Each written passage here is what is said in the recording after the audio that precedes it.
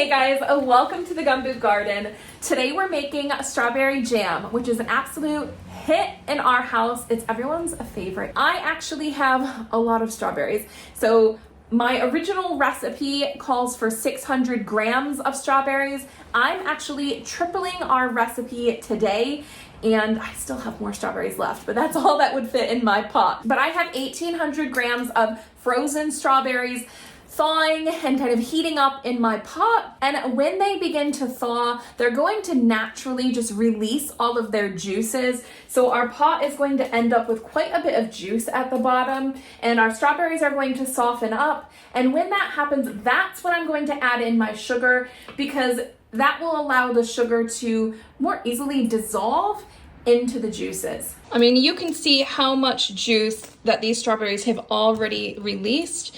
Now, they have a lot of juice released, but the strawberries themselves are still quite firm, so I'm just going to wait until they soften up. The strawberries are starting to soften, so I've actually pulled out my potato masher and start to mash them down a little bit. They will break down on their own a bit while they're cooking, but we're just gonna give them a little bit of help. And I do have my steam canner that we are sterilizing some of our jars to use so that they will be ready by the time our jam is ready. Now we're gonna add in our sugar. So for every 600 grams of strawberries, we are adding in 450 grams of sugar, which you might want to turn your head for this one because the amount of sugar that we're actually adding in here is sickening. So I'm just gonna start with a little bit at a time to help get that dissolved so it doesn't burn before we then add in heaps more.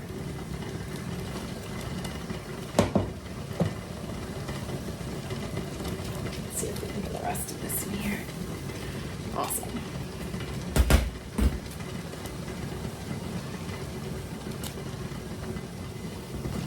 I'm just going along the whole bottom of the pot as well, just to make sure that there's no sugar sticking at the bottom of the pot, because that will be the first thing to burn. We don't want any of that undissolved sugar down there.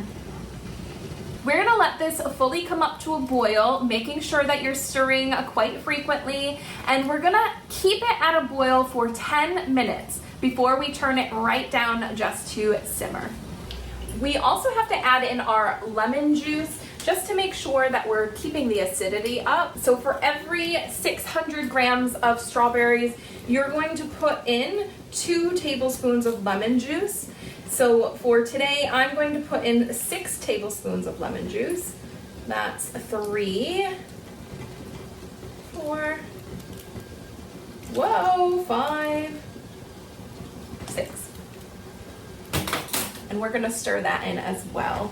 It's still working on coming up to a boil at this point. We are getting some foam on the top of our jam. That's completely normal. When you go to can it up, or once we take it off of boiling, if you want to scrape that foam off, you'll get a much nicer consistency. Otherwise, in your jams, you might end up with some foam along the top of the jar, and it's not nice to eat, and it's not really nice looking either.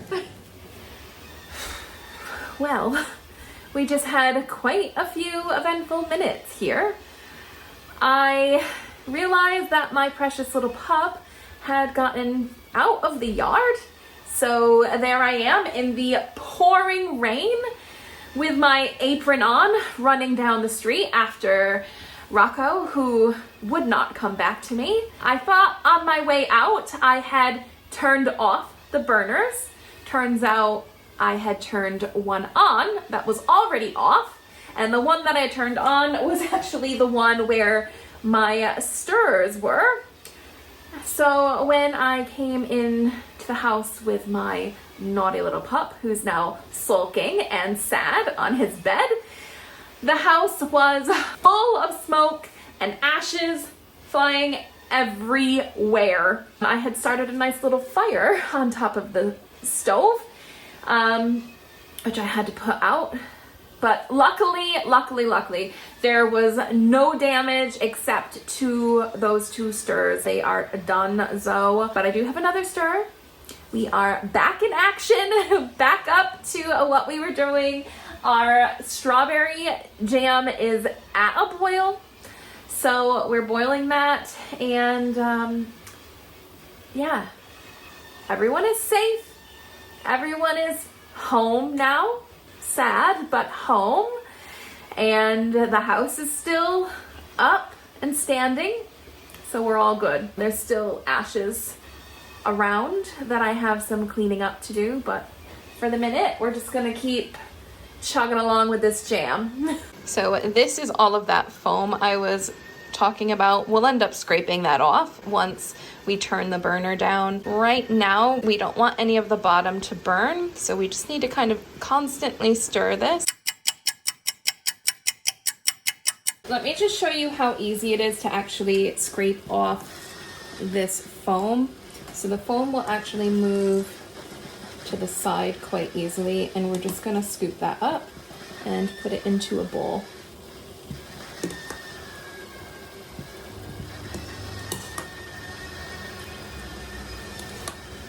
So now we just have to let this thicken up.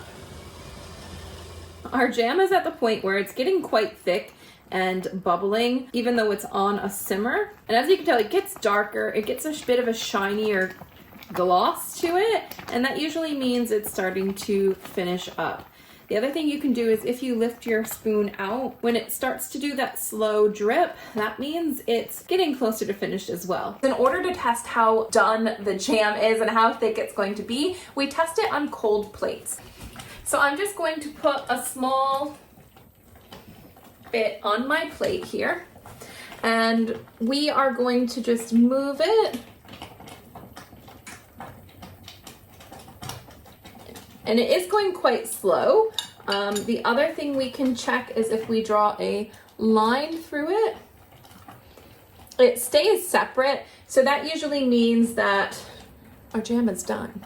So we are filling up our jars and leaving 1/4 inch of headspace at the top.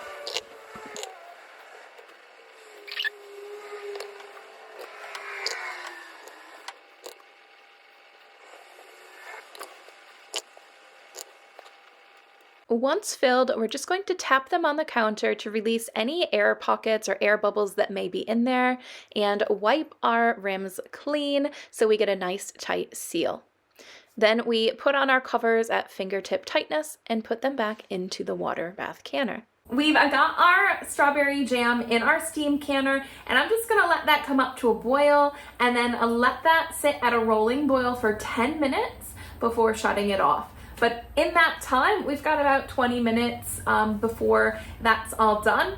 So in the meantime, I'm going to make sure that I'm tidying up these pots here.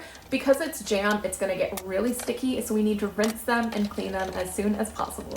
Our strawberry jam is out of the canner. I have it snuggled up here in some towels on the kitchen table just so it can fully cool down and the rest of the jars can continue sealing up. So that was quick and easy, and that is how you make a strawberry jam. I will link a couple other videos up here of some of the other jams that I've made for you guys to try out, and I'll catch you in the next one. See you guys. What about you, you naughty boy?